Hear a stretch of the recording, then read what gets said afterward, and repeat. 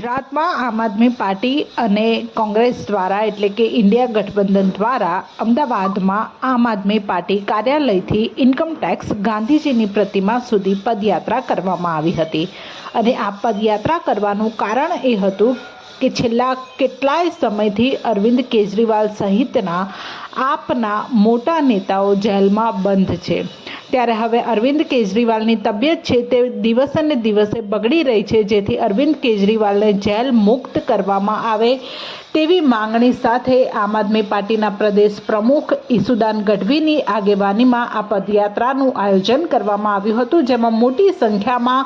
આમ આદમી પાર્ટીના કાર્યકર્તાઓ, નેતાઓ, ધારાસભ્યો હાજર રહ્યા હતા। તેની સાથે સાથે